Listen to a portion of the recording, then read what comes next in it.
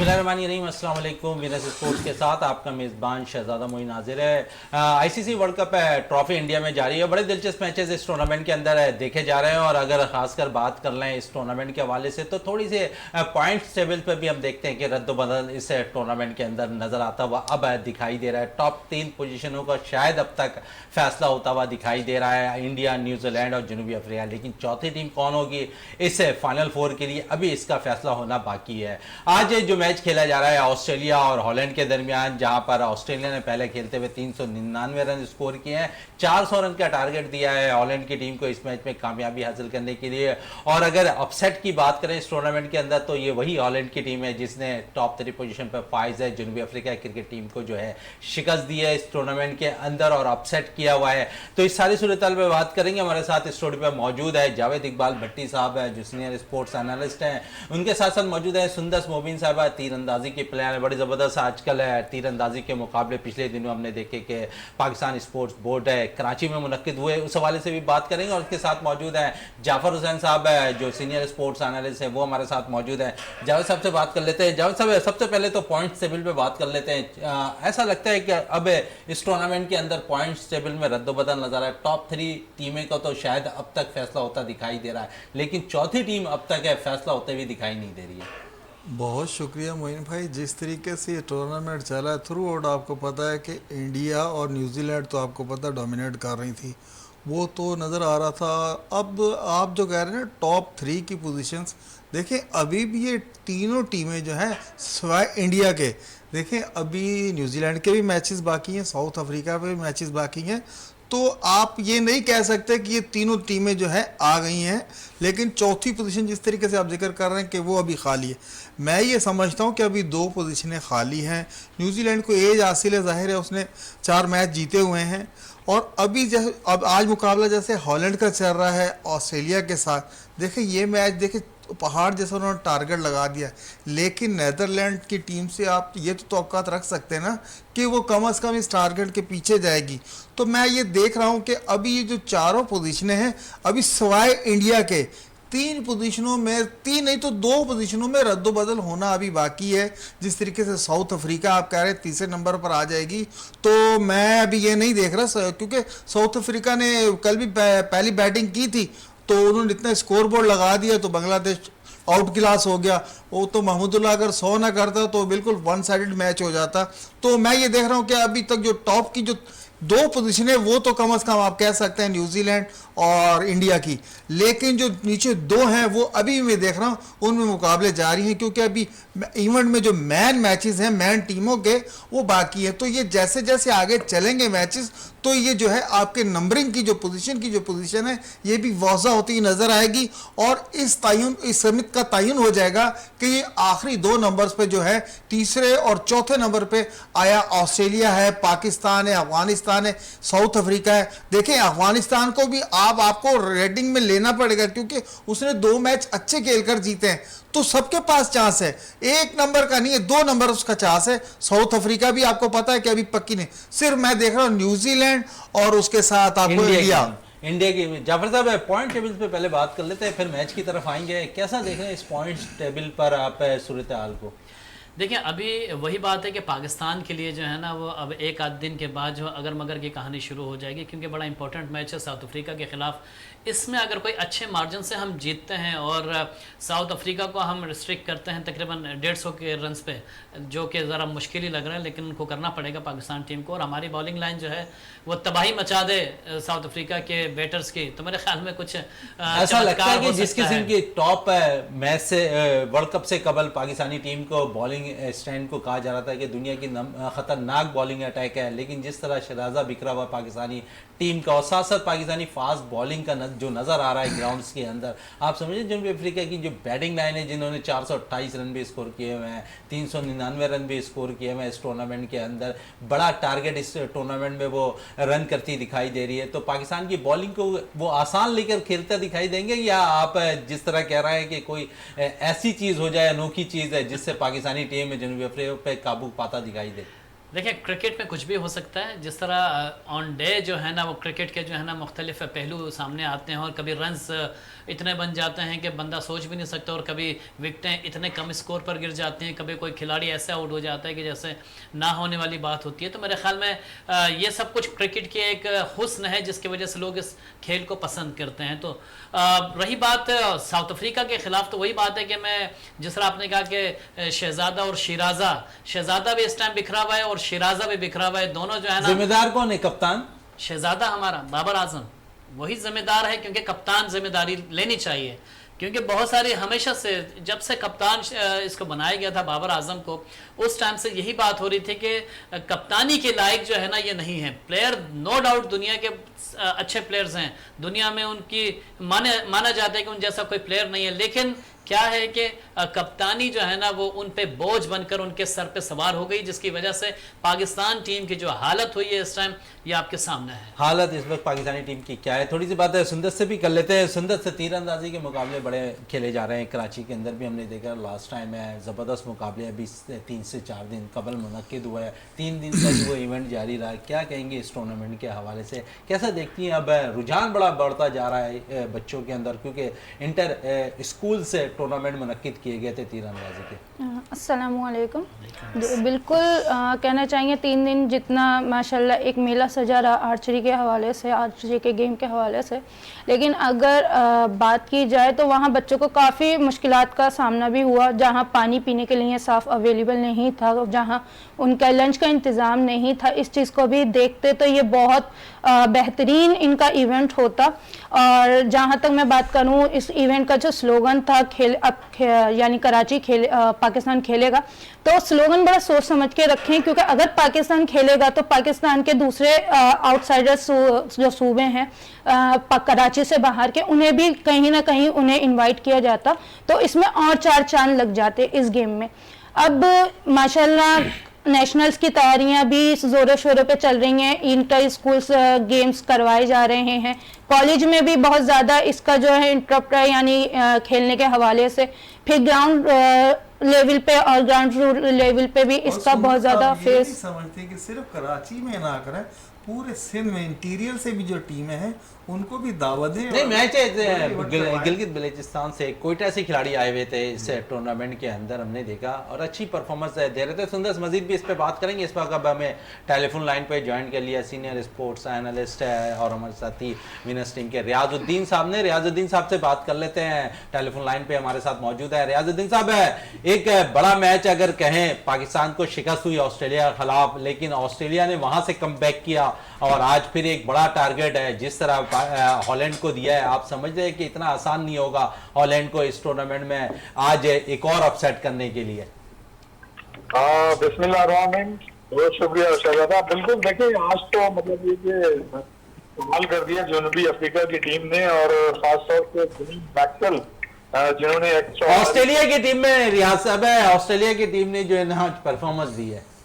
बिल्कुल, ऑस्ट्रेलिया की टीम ने 399 रन बनाए हैं, परफॉर्मेंस पेश की है, और डेविड वार्नर ने और ग्लेन मैक्सवेल ने आज जो मतलब ये कि सेंचुरीज बनाई है वो मार्क्स चला रहा है। खासतौर से ग्लेन मैक्सवेल ने जो इनिंग खेली है, आप देखें कि 8 छक्के लगाए, 9 चौके लगाए, तो 84 रन तो ऐसे बना लिए।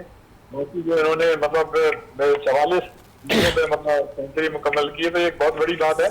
और मैं ये समझता हूँ कि ऑस्ट्रेलिया ने जो फ्लैट विकेट्स हैं, जो बैटिंग विकेट थी, उसका उन्होंने भरपूर फायदा उठाया, और इसी तरह से खेलना चाहिए। यही तरीकाकार होता है जिसका मुजाहरा जो है उन्होंने किया।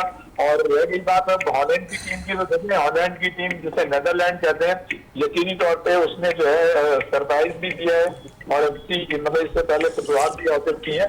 और मैं ये समझता हूँ कि आज के मैच में यकीनन वो भी कोशिश करेंगे और इस मैच को निस्बतन बेहतर बनाने की कोशिश करेंगे, लेकिन जो 399 रन का पहाड़ जैसा स्कोर है, तो इसमें तो मैं ये कहूंगा कि इसमें आपको मतलब कि ऑस्ट्रेलिया की टीम को एज हासिल है वो कि बैटिंग विकेट है, फ्लैट विकेट है, जिससे भरपूर फायदा उठाया है ऑस्ट्रेलिया के बैट्समैनों ने। तो मेरे ख्याल से इतनी कैपेबिलिटी है उनके नेदरलैंड के बैट्समैनों में थी कि वो भी मतलब ये कि मुकाबला करेंगे और इतनी जल्दी वो हथियार नहीं डालेंगे। इतने जल्दी हथियार डालते हुए नजर नहीं आएंगे। थोड़ी सी बात आज मैक्सवेल की हो रही है, तो जाफर साहब से भी बात कर ले। जाफर साहब, वर्ल्ड कप में सबसे तेज तरीन सेंचुरी आज 40 बॉलों पे मैक्सवेल ने स्कोर कर दी, 8 छक्के 8 चौके।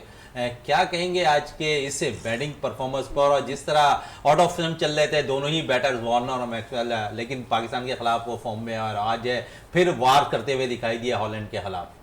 देखिए, यही बड़ी टीमों की निशानी होती है कि उनको जब भी मौका मिलता है वो अपनी परफॉर्मेंस दिखाते हैं और अपने रिदम में आने की कोशिश करते हैं। लेकिन मैं तारीफ़ करूंगा नीदरलैंड की, जिस तरीके से उन्होंने शुरू में इब्तदा यानी कि 40 से 42 ओवर तक तो उन्होंने पकड़ के रखा हुआ था ऑस्ट्रेलियन टीम को। और बिल्कुल फील्डिंग देखें आप उनकी नीदरलैंड की, आप उनकी बॉलिंग देखें, आउट क्लास उन्होंने जो है ना ऑस्ट्रेलिया को किया हुआ था। वो एक अलग बात है कि एंड में आके जो है ना वो मैक्सवेल ने 44 बॉलों पर जो सेंचुरी मारी है, मेरे ख्याल में बहुत ही उम्दा सेंचुरी कहेंगे इसको हम, और रिकॉर्ड उन्होंने जो है ना वो बनाने की कोशिश की है। लेकिन ये भी देखना पड़ेगा कि ऑस्ट्रेलियन टीम और नीदरलैंड टीम आप देख रहे हैं कि कितना बड़ा फ़र्क है। हम कहाँ पे खड़े हुए हैं, हमने ये देखना है कि अब जो हमारा मुकाबला होने जा रहा है साउथ अफ्रीका से, हम क्या इस तरीके से बॉलिंग करेंगे जिस तरह की नीदरलैंड ने बॉलिंग की। 7 बॉलर्स का उन्होंने आजमाया है ऑस्ट्रेलिया के खिलाफ। आप ये देखें, कप्तानी उनकी देखें, आप उनकी फील्डिंग देखें, जो हमारे कप्तान। चलिए, कप्तानी की बात हो रही है, थोड़ी सी इस पे भी कर लेते हैं। आपने कहा 7 बॉलर्स आज यहाँ पर आजमाए गए हैं। अगर पाकिस्तान के मैच और वहाँ पर हम देखें तो पाकिस्तानी कप्तान बाबर आजम अफगानिस्तान के खिलाफ जब विकेटें नहीं गिर रही थी, आपके पास एक ऑप्शन मौजूद था सऊद शकील का, वहाँ पर आप रिस्क ले सकते थे सऊद शकील से बॉलिंग का, लेकिन आपने नहीं लिया। क्या आप समझते हैं कप्तानी में या तो थोड़ा सा सपोर्ट करने वाला उन्हें कोई नजर नहीं आ रहा? देखिए, बहुत बड़ा फ़र्क है। देखें, कप्तानी में बिल्कुल आपने दुरुस्त बात की कि उनको सपोर्ट करने वाला कोई दिखाई नहीं दे रहा। अगर आप ये कह रहे हैं कि उनके साथ रिजवान हैं, उनके साथ शादाब हैं, तो उनको भी जुमा 8 दिन हुए अभी टीम से मुंसलिक हुए हुए। उनको ये नहीं हम कह सकते कि बहुत ज़्यादा आउटस्टैंडिंग उनका एक्सपीरियंस है। आप रखते बिल्कुल एक्सपीरियंस प्लेयर को साथ रखते तो मेरे ख्याल में ज़्यादा फ़ायदा होता कप्तान को। और जिस तरह कप्तान ने, बाबर आजम ने इससे पहले सीरीज़ में, उनका खुद एक बयान है प्रेस कॉन्फ्रेंस में, उन्होंने कहा था कि मुझे जो है ना सरफराज को साथ रख के मुझे एक हौसला मिलता है, कप्तानी में मुझे सपोर्ट मिलती है। ये बाकायदा उन्होंने 1.5 साल 2 साल पहले ये बात कही थी, तभी उनको जो है ना शामिल रखा था T20 के वर्ल्ड कप में भी और एशिया कप में भी जो T20 का हुआ था लास्ट ईयर। तो मेरे ख्याल में यही बात है कि उनको कोई बताने वाला नहीं, वो बिल्कुल तनहा रह गए और टीम में भी वो चीज़ें दिखाई नहीं दे रही जो कि पिछले साल नज़र आ रही थी। जिस तरह टीम मुत्तहिद थी, जिस तरह टीम जेल कर रही थी, वो चीज़ें बिल्कुल ही आउट हो गई हैं। इस टूर्नामेंट में, वर्ल्ड कप में, हमने एक चीज़ बड़ी नोट की, अगर आप कहीं टीम जा रही है तो वो भी आधी जा रही है, अधूरी टीम जा रही है, कहीं अगर कहीं भी मौका पे कहीं जा रही होती है। दूसरी बात ये थी कि हर कोई अपने अपने 2-2, 4-4 लड़कों के साथ अपने ग्रुपिंग करके जो है ना वो चल रहा है। अभी भी चीज़ें नज़र आ जाती हैं, खबरें भी वहाँ से यही आ रही हैं कि इस तरह की चीज़ें दिखाई दे रही हैं। गो कि ये ऐसी चीज़ें, इसको हम बता नहीं सकते, हम इसको ऑब्जर्व नहीं कर सकते कि ये चीज़ ऐसा हो रहा है, लेकिन दिखाई ऐसा दे रहा है कि टीम में इत्तेहाद की कमी आ चुकी है। बिल्कुल है जाहिर साहब, अगर टीम की बात करें, जाफर साहब भी कह रहे हैं कि जेल होती हुई टीम नज़र नहीं आ रही है। अगला मैच पाकिस्तान का बड़ा इंपॉर्टेंट है जनूबी अफ्रीका के खिलाफ। आप समझते हैं कि जेल होने की बहुत ज़्यादा ज़रूरत है, क्योंकि अब आपके पास सिर्फ और सिर्फ जीत नज़र आनी चाहिए, क्योंकि बकिया मैचेस में पाकिस्तान कामयाबी हासिल करेगा तो शायद पाकिस्तान सेमीफाइनल के लिए क्वालिफाई कर जाए। जी मोइन भाई, ये बहुत बड़ी बात है। देखें, अगर किसी टीम में आपको यूनिटी नज़र नहीं आएगी तो आपको पता है वो ये इनफरादी गेम नहीं है, इज्तमाही गेम है। 11 के 11 प्लेयर अगर ग्राउंड में परफॉर्म करेंगे तो ही आप कोई रिज़ल्ट हासिल कर सकें। और जिस तरह अब हमारे लिए सूरत हाल आपको पता है कि हमने मैच जीतने ही जीतने, तो अब जो बड़ी टीमों से हमारे मैचेस हैं, अब साउथ अफ्रीका से अगर मैच है, देखें मैं साउथ अफ्रीका को देख रहा हूं कि वो अगर टॉस जीत के पहले बैटिंग करती है तो वो इतना स्कोर लगा देती है कि सामने वाली टीम जो है ना उस स्कोर के दबाव तले ये प्रेशर में आउट हो जाती है। अगर जो साउथ अफ्रीका ने टॉस जीत ली तो आप समझ जाएं कि इनके हाथ पांव वैसे ही फूल जाएंगे। और साउथ अफ्रीका का स्टाइल है, आपको पता जिस स्टाइल से वो खेल रहे हैं, वो 400 से कम तो रन बना ही नहीं रहे।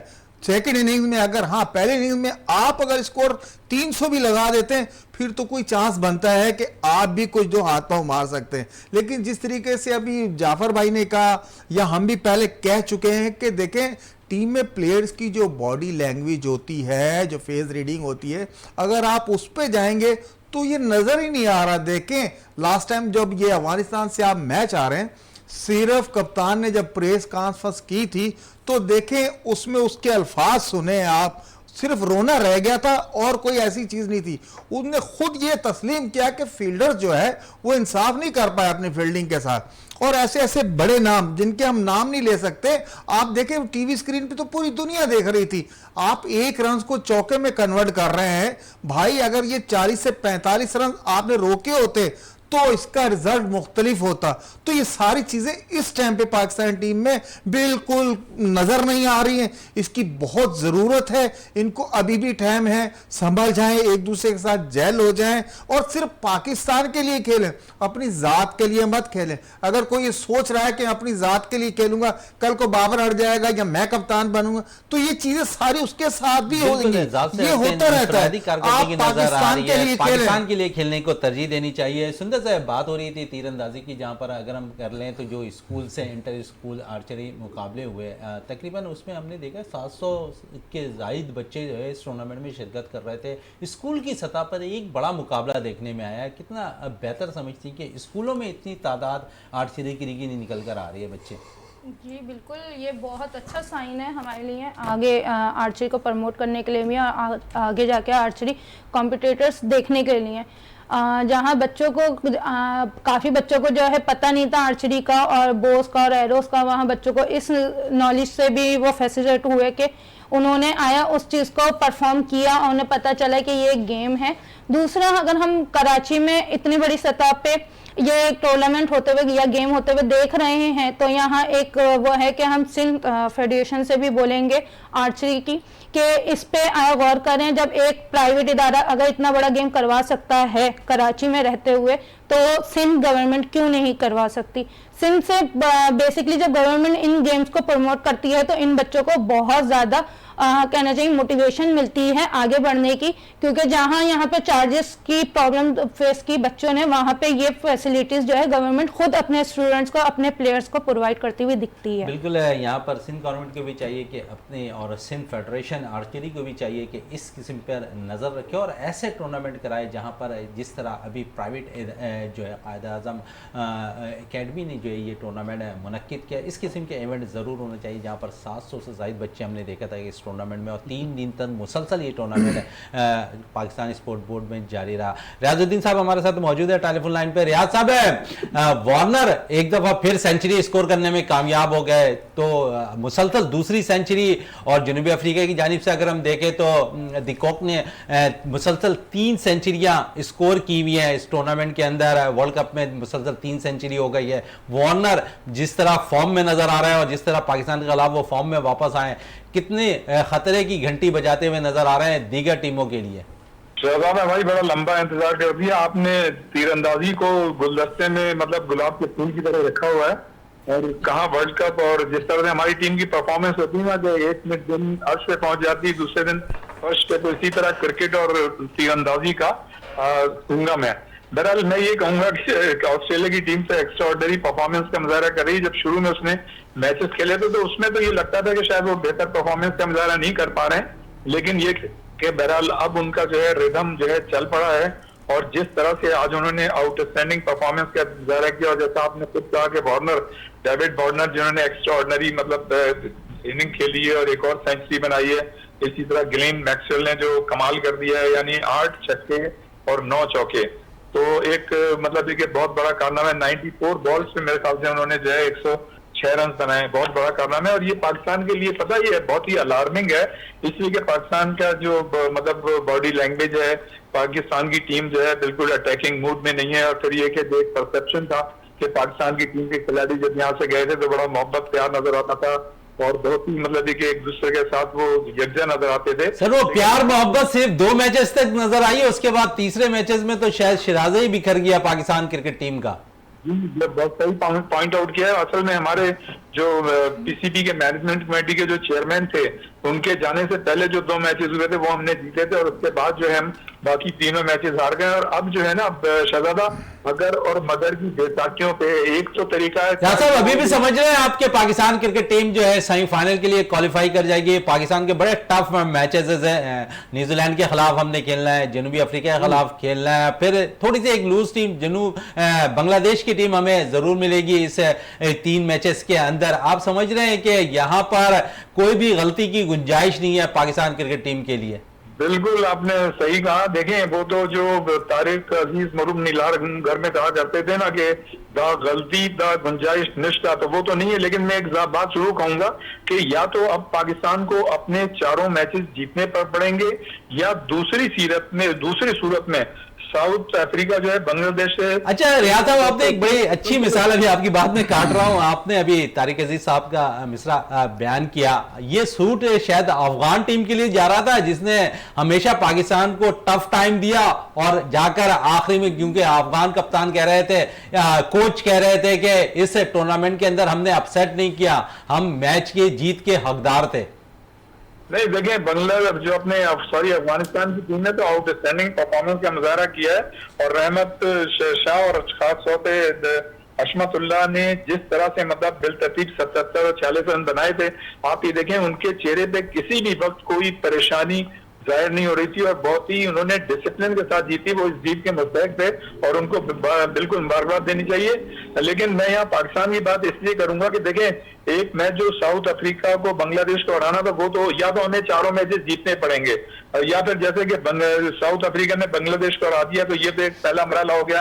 अब अगर ये कि ऑस्ट्रेलिया नेदरलैंड से हार जाए, श्रीलंका जो है इंग्लैंड से जीत जाए, पाकिस्तान साउथ अफ्रीका को हरा दे, और ऑस्ट्रेलिया जो है वो न्यूजीलैंड से हार जाए, तो सर बिल्कुल सूरत हाल ऐसी लग रही है कि 92 वाली सूरत हाल नजर आ रही है पाकिस्तान टीम की। लेकिन 92 में रियाज साहब हमें याद रखना चाहिए कि वो रमजान का महीना था, और फिर पाकिस्तानी कौम जो है दुआएं कर रही थी वर्ल्ड कप जीतने की, और जिस किस्म की सूरत हाल के बाद पाकिस्तान ने उस वर्ल्ड कप में कामयाबी हासिल की। और शहजादा एक बात और कहूंगा कि जो हमने जो 2017 की आईसीसी चैंपियंस ट्रॉफी जीती थी अपने सरफराज की क़यादत में, वो भी रमजान में हुई थी, वो भी हमने रमजान में जीता था। तो मैं ये समझता हूँ या तो हमें रमजान का माहौल पैदा करना होगा, या एक्स्ट्रा ऑर्डिनरी परफॉर्मेंस पेश करनी होगी। इस टीम से एक्स्ट्रा ऑर्डिनरी की तवक्को नजर आ रही है आपको? एक्स्ट्रा ऑर्डिनरी की तवक्को हमें अपनी टीम से तो नजर नहीं आ रही, लेकिन जैसा कि मैंने पहले कहा कि ऑस्ट्रेलिया नीदरलैंड से हार जाए, श्रीलंका इंग्लैंड को से जीत जाए, और पाकिस्तान जो है साउथ अफ्रीका को हरा दे, और ऑस्ट्रेलिया न्यूजीलैंड से हार जाए, तो मैं समझता हूँ चले सारे सूरत हाल में मजीद भी बात करेंगे। जाफर हुसैन साहब मौजूद हैं। जाफर साहब, बात हो रही है कि पाकिस्तान हाँ ना, ये ऑस्ट्रेलिया जीत जाए, जनूबी अफ्रीका से हार जाए, ये सूरत हाल शायद 92 में भी सूरत हाल थी, लेकिन उस वक्त जिस तरह मैंने कहा कि रमजान का महीना था। लेकिन पाकिस्तान के मैच पे बात कर लेते हैं, जनूबी अफ्रीका के खिलाफ जो खेलना है हमें। फखर जमान तेजी से सेहतियाब हो रहे हैं, समझ रहे हैं आपके वो इस मैच में खेलते हुए नजर आएंगे जनूबी अफ्रीका के खिलाफ? देखें, रियाज भाई की ज़बान अल्लाह पाक मुबारक करें, जो ये हाँ ना और वाली जो प्रेडिक्शन किए हैं कि वो सच साबित हो, और पाकिस्तान जो है ना वो सेमीफाइनल के लिए क्वालिफाई कर ले। लेकिन 92 में जो है ना बारिश भी हुई थी, ये भी आपको याद, बारिश कभी कभी यहाँ भी हो रही है। देखिए वो जो रहमत बरसती है ना, तो फिर कोई जाके जो है ना कोई बरकत होती है चीज़ों में। तो उस वक्त बहुत सारे ऐसे चीज़ें हो गई थी जो कि पाकिस्तान के हक में चली गई थी। अब वो साउथ अफ्रीका 92 वाली साउथ अफ्रीका नहीं है, ये भी ज़रा जहन में रखिएगा। इस वक्त जो आई है ना, वो ऐसी आई है जैसे कि कोई शेर जो है ना वो जंगल से निकल कर आया हो, और वो तमाम जितने बॉलर्स हैं उनको खा रहा हो। उनकी बॉलें तो खा ही रहा है और उनको भी खा रहा है। तो सारे बॉलर्स जो है ना इस टाइम जो डरे हुए हैं वो साउथ अफ्रीका से ही डरे हुए हैं। बल्कि मैं समझता हूँ कि पूरे वर्ल्ड कप में हर एक बॉलर जो है ना वो साउथ अफ्रीका के सामने, उनके बैट्समैन के सामने फेस करने से घबरा रहा होगा। उसका रीज़न ये है कि जिस तरीके से अटैकिंग गेम खेल रहे हैं, जिस तरीके से जदीद दौर के क्रिकेट वो खेल रहे हैं, नो डाउट आउट क्लास खेल रहे हैं, तो हमें भी उसी तरह की क्रिकेट खेलनी पड़ेगी। पाकिस्तानी बॉलर्स को भी उसी तरह की बॉलिंग करनी पड़ेगी जो पाकिस्तान का वतीरा रहा है, जो माजी में हमारे बड़े बड़े नाम रहे हैं। उस नाम को जो है ना हमें इस मौके पे भी जो है ना वो सरबुलंद रखना पड़ेगा, सरबुलंद रखना पड़ेगा। वसीम जूनियर टीम के साथ मुंसलिक है। जाफर साहब, आप समझते हैं कि इस मैच में जहां पर हारिस रऊफ शायद कुछ अच्छी कारकर्दगी इस टूर्नामेंट में नहीं दे पा रहे हैं, उनकी जगह अगर शामिल कर लिया जाए वसीम जूनियर को? देखिए, मैं तो, अगर आप मुझसे मेरी राय लेना चाहते हैं तो मैं तो कहता हूं जो बेंच पे बैठे हुए उन सबको शामिल कर लें, 3-4 प्लेयर्स जो रह गए हैं उनको भी शामिल करें। उसका रीज़न ये है कि आपके जो सीनियर्स प्लेयर्स हैं जिनको आप 3 साल से खिलाए जा रहे हैं, बेचारे थक चुके हैं। अब वर्ल्ड कप में आके इतने थक गए हैं कि उनसे भागा तक नहीं जाता, फील्डिंग मिस कर देते हैं, कैचेस मिस कर देते हैं, बॉलिंग में जो है ना वो क्वालिटी नहीं रही, वो तेज बॉलिंग ही नहीं रही। उनकी स्पीड आप देख लेंगे किस स्पीड से बॉलिंग कर रहे हैं पाकिस्तानी बॉलर्स। आपको ये चीज़ें देखनी पड़ेंगी अगर आप जो बेंच स्ट्रेंथ है हमारी उनको यूटिलाइज करें, उनको देखेंगे किस तरीके से वो अपनी बॉलिंग करके पाकिस्तान को जो है एक अच्छा मुकाम दिलाने की कोशिश पाकिस्तान को अच्छा मुकाम दिलाने की कोशिश कर रहे हैं। जावेद साहब, आज के मैच पे थोड़ी सी बात कर लें। जिस तरह की परफॉर्मेंस है ऑस्ट्रेलियन टीम के और कमबैक जिस तरह पाकिस्तान के खिलाफ उन्होंने किया है, और आज के परफॉर्मेंस के बाद ऐसा लगता है कि फिर जिस तरह भूखे शेर की बात कर रहे थे जाफर साहब, तो ऐसा लगता है इस टूर्नामेंट में वापस आ गई है भूखे शेर की तरह। हाँ मोइन भाई, देखें ऑस्ट्रेलिया वापस आ गई है, जाफर भाई सही कह रहे थे। लेकिन देखें अब ऑस्ट्रेलिया को जो है हमारा एहसानमंद होना चाहिए, क्योंकि इसमें जो ये वार्नर की फॉर्म लगी है या ऑस्ट्रेलिया की टीम जो है फॉर्म में आई है, इसमें हमारे बॉलर्स का बहुत बड़ा किरदार है। और ख़ासकर उसामा ने जो कैच ड्रॉप किया था वार्नर का, उसके बाद वो टच में आ गया। तो आज का जो मैच चल रहा है ऑस्ट्रेलिया का और नीदरलैंड का, इस मैच पर अगर आप आते हैं तो इसमें मतलब वार्नर ने जो 100 कर दिए और उसके बाद जो मैक्सवेल ने आगे रिकॉर्ड कायम कर दिया। आपको पता 400 का हिस्सा है और नीदरलैंड की टीम है ये, तो अभी ये नीदरलैंड की टीम है, अभी 6-7 ओवर सर्वाइव कर गई, 2 ही सिर्फ आउट है। अगर कोई बड़ी टीम होती तो अभी उसके 5-6 आउट हो जाते, वो प्रेशर ही नहीं झेल सकते।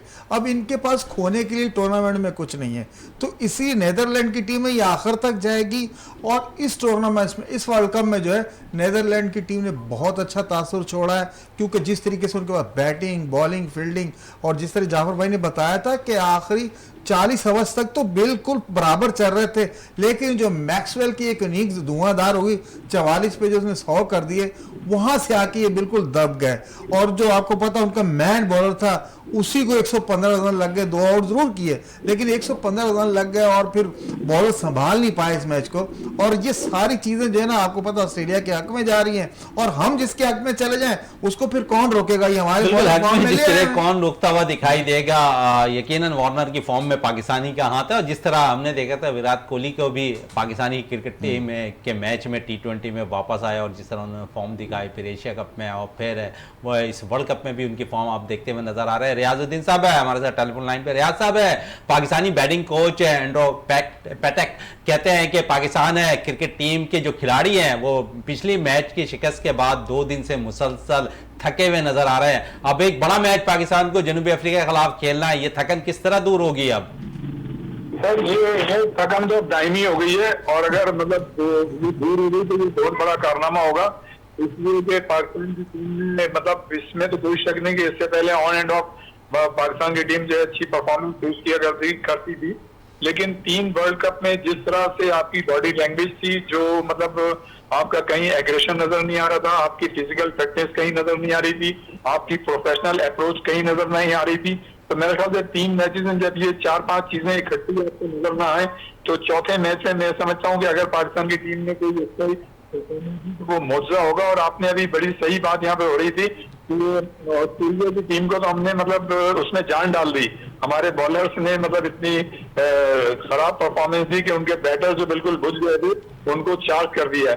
तो मैं ये समझता हूँ कि अब हमें तो मतलब मेरिकल होगा जो फिर मतलब ये कि 4 मैच जीतना। मैं समझता हूँ कि पाकिस्तान टीम को हमारी जो दुआ है, ख्वाहिश है कि अल्लाह ताला जो है पाकिस्तान टीम को कामयाब करे, चूंकि इंडिया में हो रहा है तो जाहिर है हम सब। रियाज भाई आपसे एक सवाल करना चाहूंगा, कता कलामी की माफी चाहता हूँ। मोहब्बत कीजिए। हाँ रियाज भाई, एक चीज जो देखने में आ रही है, जिस तरह कोचिंग स्टाफ रखा हुआ है पाकिस्तान टीम का, अब जिस तरह ये कोच ने बयान दिया है, आप समझते हैं कि कितना मोरल डाउन होता है प्लेयर्स का अगर किसी प्लेयर्स का नाम लेके ये कहें कि भाई कैच छोड़ दिया उसामा ने और इसके अलावा मिस फील्ड कर दी शाहिन ने, तो मेरे ख्याल में अगर किसी का नाम लेके ये चीज कहें और मीडिया में आके कहें तो मेरे ख्याल में उसका मोरल डाउन नहीं होता। बिल्कुल, you are absolutely right Jaffer, आपने बिल्कुल सही पॉइंट आउट किया। उसकी वजह पता है क्या जाफर, हमारी तो खैर जो है कि टीम जेल रहे, लेकिन जब यहाँ से जा रही थी तो बड़ा खिलाड़ियों में इत्तेफाक और मोहब्बत और प्यार नजर आ रहा था, लेकिन अब जब वहाँ टीम पहुंची और आपने जो 1-2 मैचेस हारे हैं तो उसके बाद मुझे लगता है ऐसा है कि टीम के खिलाड़ियों के दरमियान जो है वो कंफर्ट लेवल नहीं है जब वो उन्होंने यहाँ से सफर का आगाज किया था। और इसमें जो है हमारे जो ऑफिशियल्स हैं वो भी शामिल हैं। इसलिए देखिए ये जो ऑफिशियल बयान देते हैं ना, चाहे वो ब्रेडबर्न हो या मिक्की होटर हो, तो ये खिलाड़ियों के साथ भी इनकी लॉबीज हैं जो डोमिनेट कर रही है। ये कोचेज हैं वो उन्हीं के साथ हैं और उन्हीं का बयान ये वो चूंकि डायरेक्ट खुद नहीं देते तो ये उनकी जगह देते हैं। आपने देखा होगा कि ब्रेडबर्न ने एक बयान दिया था कि सरफराज जो है सिंध की टीम से ना खेले, तो उससे पूछना चाहिए भाई तुम्हारा जुडिशन थोड़ी है कि तुम सिंध की टीम के लिए ये कहो कि सरफराज जो है यहाँ से ना खेले। तो इसका मतलब है कि पाकिस्तान के वो प्लेयर जिनकी ख्वाहिश है कि वो ये बयान देते, जाहिर है वो नहीं दे सकते, तो वो जो है ये इनसे फॉरनर से गोरों से दिलवाते हैं बयान। तो मैं ये समझता हूं कि आपने बिल्कुल सही पॉइंट आउट किया। इसकी वजह ये है कि पाकिस्तान की टीम में अब वो कंफर्ट लेवल नहीं है जो पहले था। और आपने अफगानिस्तान के खिलाफ जो हमारी बॉडी लैंग्वेज और चेहरों के एक्सप्रेशन देखे होंगे बाज मौकों पे, तो उससे साफ नजर आ रहा था कि ये क्या होना चाहिए। देखें इसका देखें कोई हल है नहीं। अब देखें जो कोचिंग स्टाफ है, इंडिया ने अपने पुराने प्लेयर्स को रखा हुआ है, हर कोई जो है ना वो उनको रखती है जिससे एक जो लैंग्वेज बैरियर होता है वो क्लोज हो जाए। इसके अलावा ये है कि जो मसाइल होते हैं वो गैर मुल्की, क्योंकि वो समझते हैं, वो इतनी ज्यादा क्रिकेट समझते हैं कि हमारे पाकिस्तानी भूल जाते हैं क्रिकेट। कुछ ऐसा भी देखने को मिला है। तो इससे एग्री करेंगे कि कोचेस जो है ना वो अपने ही मुल्क के होने चाहिए। देखिए मैं तो ये समझता हूँ कि हमारे मुल्क में सलाहियत है और हमने इतने बड़े बड़े आईसीसी के टाइटल्स भी जीते हैं और बाइलेटरल सीरीज भी जीती हैं हमारे बॉलर्स ने और हमारे बैट्समैनों ने आंखों में आंखें डाल के बड़ी बड़ी टीमों के खिलाफ परफॉर्मेंस दी। और हमारे पास आज भी बड़े बड़े मतलब के प्लेयर्स मौजूद हैं। अगर उनकी कारकर्दगी से इस्तेफादा लिया जाए बहैसियत कोच और मैनेजर, तो मैं ये समझता हूँ कि उससे बड़ा फायदा होगा। आप ये देखें कि हमारी टीम के साथ ऐसे मतलब ऑफिसर्स हैं, मैनेजर्स हैं जो बेचारे मतलब ठीक है अपनी भाई, जो हमारी टीम के साथ आपने बिल्कुल सही बात की, जो मैनेजर हैं, जो कोच हैं, ये टीम को मुत्तहिद ही नहीं कर पा रहे। देखिए हमने अक्सर देखा जो पाकिस्तान के जो मैनेजर होता था, बेसिकली वो ऐसा बड़ा नाम होता था क्रिकेट का जो कि टीम को लेके चलता था। अब बिखरी हुई चीज को, बिखरी हुई टीम को कौन मुत्तहिद करेगा? कोई ऐसा बड़ा नाम ही नहीं है ना। आपका कोई मीडिया मैनेजर को इतना एक्सपीरियंसेबल है जो लोगों को जो है ना वो आपस में कोऑर्डिनेशन अच्छा करें। आप समझते दोबारा जो है इंतखाब आलम को आ जाना चाहिए मैनेजर के तौर पर?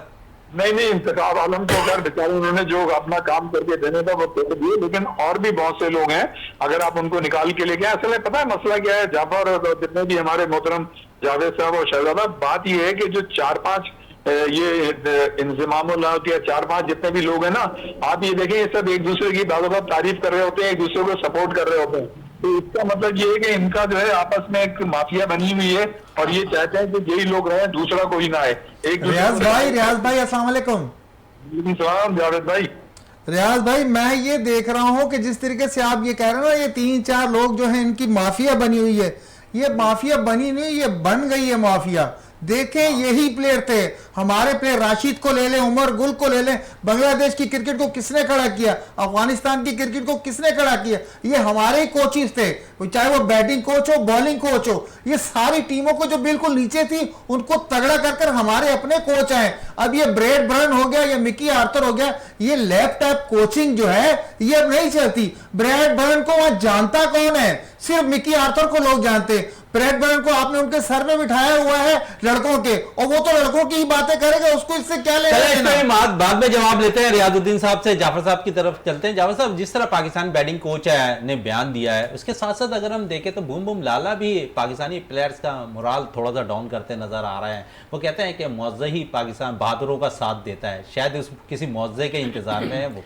देखिए लाला ने जो बात की बिल्कुल सही है, डर कर नहीं खेलना चाहिए। आप जिंदा दिली के साथ खेल रहे हैं। डर के तो हम खेल ही रहे हैं। आप देख लें कि हमने पावर इस टूर्नामेंट के अंदर है, पावर प्ले में कभी भी हमने कोशिश नहीं की कि हम तेज स्कोर करें, क्योंकि आप खुद साबका क्रिकेटर शुएब मोहम्मद से जब हमारी बात हो रही थी तो वो यही कह रहे थे कि हमारी जो क्रिकेट है ना, आज तक हम उसी 30, 40, 50 रन से बाहर नहीं निकल पा रहे। तो इस पे क्या कहेंगे, ये डर और खौफ कब निकलेगा हमारी टीम के अंदर से?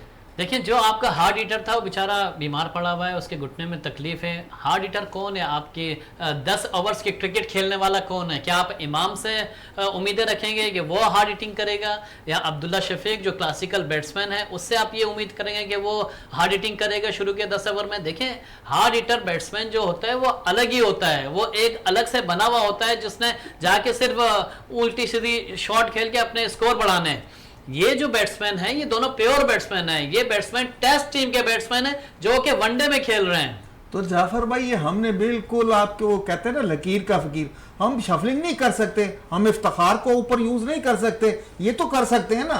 मकसद हमने ये वतीरा बना लिया कि हमने जो सर्कल नहीं है वो खौफ का दायरा है जो हमारे ऊपर मुसल्लत है, हम उसमें से निकलना ही नहीं चाह रहे, तो फिर कैसे आप छक्के लगाएंगे? देखिए, इफ्तिखार भी एक अलग क्वालिटी है, उनका भी एक अलग सिलसिला है। ओपनर जो होता है वो आपका जो है ना वो एवरेज पे खेल रहा होता है, और आपको जो है ना वो नज़र नहीं आते उसको, जो क्योंकि वो ओपनिंग जो होती है नई बॉल से फेस करना एक अलग ही खिलाड़ियों का काम होता है, और आपके नौजवान खिलाड़ी ज़्यादा सूदमंद साबित होते हैं। आपने रखे हुए हैं यहाँ पे 34 साल के खिलाड़ी, आपने रखे हुए हैं यहाँ पे 28 साल के खिलाड़ी। जाफर भाई, जब ओवर आगे चल जाते, 15 ओवर हो जाते, 16 ओवर हो जाते हैं, अगर आपके पास विकेटें हैं नहीं गिरी तो आप वहां तो शफलिंग कर सकते हैं। आप इफ्तिखार को लेंगे, साउथ को ऊपर खिला दें, वनडन खिला दें, ये सारी चीजें आप करके तो देखिए। साउथ के बाद बड़ा मायूस किया है क्योंकि पहले मैच में उन्होंने रन किया, उसके बाद कोई लंबी इनिंग खेलने में नाकाम नजर आ रहे हैं। बड़े उनके परफॉर्मेंस पे बातें हो रही हैं, लेकिन शायद ऐसा लगता है कि वनडे में भी एडजस्ट होते हुए वो नजर नहीं आ रहे। देखिए, किसी एक प्लेयर की मैं बात नहीं करूंगा, पूरी टीम ऐसी है। किस प्लेयर ने आपने कोई आउटस्टैंडिंग क्लासिकल कोई ऐसे इनिंग्स खेल दिया, कोई बॉलिंग कर लिया, 5 खिलाड़ी आउट कर लिया आपने, ठीक है, मान लिया, अच्छी बात, उस दिन आपका दिन था, आपने कर लिए। बाबर ने 75 कर लिए, 74 कर लिए, उस दिन बाबर का दिन था, हो गए। तो ये एक एक चीज नहीं, देखें आप दूसरी टीमों को देखें जिसमें 3-3 सेंचुरियां लग रही हैं, जो डबल सेंचुरी के करीब जा रहे हैं, जो 150 रन मार के अपनी टीम का स्कोर 350 400 कर रहे हैं। हमें वो चीज चाहिए। इसमें आप देख लें, हर टीम बना रही है 300 प्लस स्कोर कर रही है, हम तो 282 284, हम तो यहीं पे रुके हुए हैं। कप्तान जब टॉस जीतने के बाद अपना माइंड में ये कह रहा है कि हम इस मैच के अंदर 280 290 रन करने की कोशिश करेंगे, तो फिर आगे तो आप ज्यादा बेहतर जान सकते हैं। देखिए, कप्तान जो है ना वो स्क्रिप्टेड कप्तान है, उसने ये सोचा कि हमारी बॉलिंग लाइन अच्छी है, जो कि अच्छी है, ठीक है, लेकिन वहां पे किसी की बॉलिंग लाइन अच्छी नहीं है। दुनिया कहती है पाकिस्तान की बॉलिंग लाइन अच्छी है, लेकिन इंडिया में इस वक्त इन पिचेस पे किसी की बॉलिंग लाइन अच्छी नहीं है सिवाय साउथ अफ्रीकन टीम के। चलें, बड़ी अच्छी बात कही। थोड़ी सी बात अब है कौमी हॉकी के हवाले से भी कर लें। आज जनरल कौंसल इजलास हुआ है और जिसमें पाकिस्तान के सेक्रेटरी का इंतखाब किया गया है। राना मुजाहिद पाकिस्तान के सेक्रेटरी मुंतखब हो गए हैं। इसी पे बात करेंगे रियाजुद्दीन साहब से। रियाज साहब क्या कहेंगे? आज जनरल कौंसल मीटिंग हुई और जिसमें हमने देखा कि जो है राना मुजाहिद पाकिस्तान हॉकी फेडरेशन के नए सेक्रेटरी मुंतखब हो गए हैं। कायम मुकाम अगर हम देखें तो माजी में जिस तरह हैदर हुसैन ने अपने कारनामे अंजाम दिए, बड़ी आवाज़ें उनके खिलाफ उठती दिखाई दी और बिलाखिर उन्होंने जो है इस्तीफा दे दिया अपने ओहदे से। क्या कहेंगे? नए सेक्रेटरी अब आ गए हैं, पाकिस्तान ने जूनियर अभी खेलने जाना है और जहां पर इस टूर्नामेंट के हवाले से बड़ी बातें सामने आ रही हैं कि अब इस टीम का शिराजा किस तरह बिखरता नजर आएगा, क्योंकि हमने देखा माजी में बहुत सी चीजें खासकर देखें तो स्पॉन्सरशिप के हवाले से होती दिखाई दे रही थी। आखिर में हम देखते थे कि कहीं ना कहीं से सेक्रेटरी जो माजी में रह चुके हैं हैदर हुसैन, वो कहीं ना कहीं से हमें देखते थे स्पॉन्सरशिप लेकर आ जाते थे। अब एक दफा फिर शायद आपको ऐसा लगता है कि कुछ प्रॉब्लम जरूर आएगी यहां पर स्पॉन्सरशिप के हवाले से, क्योंकि नए सेक्रेटरी अब राना मुजाहिद आ गए। देखें, बात यह है कि ये तो सिलसिला चल रहा है जब से पाकिस्तान बना है, सेक्रेटरी आते भी रहेंगे जाते भी रहेंगे। बहरहाल जो हैदर हुसैन थे उन्होंने अपनी कैपेसिटी में रह के जितना बेहतर वो काम कर सकते थे उन्होंने काम किया, और उन्होंने भी कहा कि मैंने इस्तीफा नहीं दिया, लेकिन फोकर ने बाकायदा वो इस्तीफे जो था लेटर था वो दिखाया भी सोशल मीडिया पे, और उन्होंने खुद अपना बयान भी दिया कि उन्होंने रिजाइन किया था अपनी जाती मसरूफियात की वजह से, जिसकी वजह से मैंने उनका इस्तीफा मंजूर कर लिया। अब जाहिर है राना मुजाहिद आ गए, वो भी साबिक ओलंपियन और वो दूसरी मतलब आए हैं, तो जाहिर है हम उनको खुशामदीद भी कहते हैं, मुबारकबाद भी देते हैं और उम्मीद करते हैं कि अल्लाह ताला उनसे जो है बेहतर काम करवाएगा, पाकिस्तान हॉकी की तरक्की के लिए करवाएगा।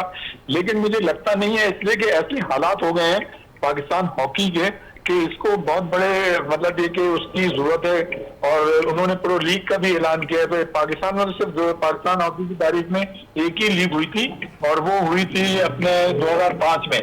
तो मैं ये नहीं समझता कि मतलब इन हालात में जबकि पाकिस्तान हॉकी तो इतनी नीचे गिरी हुई है, अगर लीग हो गई तो ये बहुत बड़ा कारनामा होगा। लेकिन सारे मामला जो है चलते रहेंगे।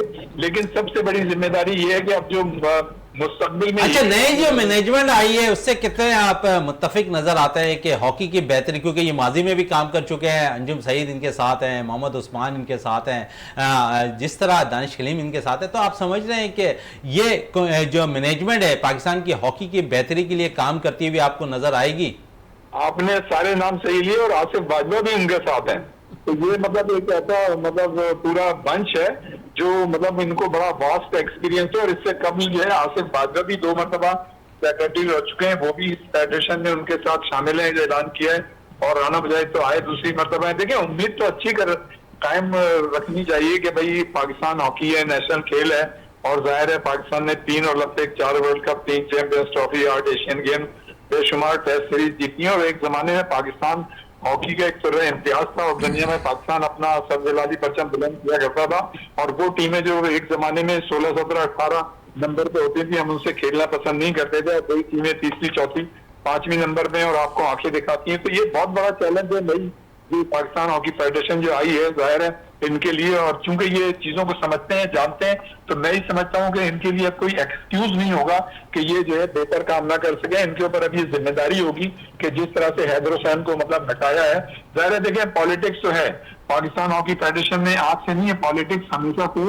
और अगर आप ये कहें कि मतलब उन्होंने रिजाइन किया है, रिजाइन तो ये कि एक देना पड़ता है। अच्छा रियाज साहब, क्योंकि आप हॉकी कमेंटेटर भी हैं और अगर आप मुआवजा करें जिस तरह राना मुजाहिद और सेक्रेटरी के तौर पर और हैदर हुसैन, क्योंकि अब वो सेक्रेटरी नहीं है, तो दोनों में बेहतर काम कौन करता आपको दिखाई दिया है? देखिए, मैं तो ये समझता हूँ कि जितना कम वक्त मिला था हैदर को, और उन्होंने आपको याद होगा कि जब वो नए नए आए थे तो कोई लाखों रुपए जो था कर्ज था पाकिस्तान हॉकी फेडरेशन पे, तो उन्होंने गुड ऑफिस इस्तेमाल करके वो पैसा लेके आए और लड़कों का कर्ज उतारा। तो वो तो बात अपनी जगह है, उन्होंने कोशिश की। लेकिन देखें, ये कॉम्बिनेशन होता है सदर का, सेक्रेटरी का, और जो पूरी फेडरेशन होती है, इसकी अच्छाई या खराबी की जिम्मेदारी ना आप प्रेसिडेंट पे सिर्फ अकेले डाल सकते हैं, ना सेक्रेटरी पे, उसके जिम्मेदार दोनों होते हैं, पूरी फेडरेशन होती है। जहां तक राना मुजाहिद की बात है तो वो भी साबिक ओलंपियन है, उनका एक्सपोजर ज्यादा है बनिस्बत हैदर हुसैन के, और वो इससे पहले भी सेक्रेटरी की हैसियत से काम कर चुके हैं। तो ये तो पता चलेगा कि जितना अरसा हैदर ने गुजारा, जो मैनेजमेंट लेकर आए हैं राना मुजाहिद साहब, जो मैनेजमेंट लेकर आए हैं, आप समझ रहे हैं कि वो बेहतर है? नहीं, राना मुजाहिद जाहिर है देखें तो उनके साथ तो सारे एक्सपीरियंस लोग हैं माशाल्लाह। सईद अंजुम है, वो भी मतलब एक्सपीरियंस है, उनके सीजन है। आसिफ बाजवा उनके साथ है, उनका मतलब बड़ा तजुर्बा है। तो जब इतने सारे तजुर्बेकार लोग साथ हैं तो यकीनन उसका फायदा। इसी जनरल काउंसिल के अंदर आज हमने देखा कि हनीफ खान को इत्तला नहीं दी गई, नासिर अली को इत्तला नहीं दी गई इस मीटिंग के हवाले से, क्या कहेंगे इस पे? देखें, वो तो शहजादा इत्तला देनी नहीं थी, इसलिए वो तो अपोनेंट ग्रुप में थे। तो हॉकी की बेहतरी किस तरह बेहतर होगी, क्योंकि अभी तो ये टीम के साथ ही मुंसलिक है हनीफ खान भी? नहीं, ये तो अभी देखें आपको 1-2 हफ्ते में सारी चीजें क्लियर हो जाएंगी। लेकिन देखें, हम तो यही दुआ कर सकते हैं कि जो नई फेडरेशन आई है वो कौमी हॉकी की तरक्की के लिए काम करें। हमारी दुआएं उनके साथ हैं, पहले हमारी दुआएं उनके साथ थी, इसलिए कि हम लोग डायरेक्ट इन्वॉल्व नहीं है, हम लोग तो दूर से देखते रहते हैं क्या होता है, क्या हो रहा है। तो हम तो दुआ कर सकते हैं इनके हक में। चले हम दुआ ही कर सकते हैं कि हॉकी की बेहतरी के लिए काम होता हुआ दिखाई दे और पाकिस्तान हॉकी टीम एक दफा फिर दुनिया भर के अंदर सब जलाली परचम लहराते हुए नजर आए। रियाजुद्दीन साहब, आपका बहुत शुक्रिया विनर्स स्पोर्ट्स में टाइम देने का। जाफर साहब, हॉकी पे बात हो रही थी, थोड़ी सी हॉकी पे मजीद और बात कर लें। किस तरह देखते हैं इसे, क्योंकि राना मुजाहिद मुंतखब 2005 में भी रह चुके हैं, फिर साथ साथ आसिफ खुकर साहब ज्वाइंट सेक्रेटरी के तौर पर मुंतखब हुए हैं, जनरल रिटायर्ड हैं। आप समझ रहे हैं कि एक बेहतर रहेगा ये फैसला? देखें, जिस तरह जो फेडरेशन आई है, जो कि नई मैनेजमेंट आई है, मैं इसको दुरुस्त नहीं समझता। उसका रीज़न ये है कि ये लोग पहले भी इस पोजीशंस पे आ चुके हैं और जिस तरीके से जो गबन करके गए थे, मेरे ख्याल में इनको दोबारा नहीं आना चाहिए था। वही बात है कि जब हुकूमत ही चेंज हो गई है, आपके नवाज शरीफ वापस आ गए हैं, तो मेरे ख्याल में ये भी एक वही चीज़ चल रही है कि वही लोग जो गलत काम करके गए थे हॉकी में, वो उनको दोबारा लिया उनको दोबारा ले आया गया है। जाफर हुसैन साहब आपका बहुत शुक्रिया, सुंदर साहब आपका बहुत शुक्रिया, जावेद साहब आपका बहुत बहुत शुक्रिया। प्रोग्राम का अख्ताम करते हैं इस दुआ के साथ कि पाकिस्तान में खेल और खिलाड़ी तरक्की करते रहें और पाकिस्तान का सब्ज़ लाली परचम दुनिया भर में रोशन रहे। इसी के साथ अपने मेज़बान शहजादा मोइन को इजाज़त दें। पाकिस्तान जिंदाबाद।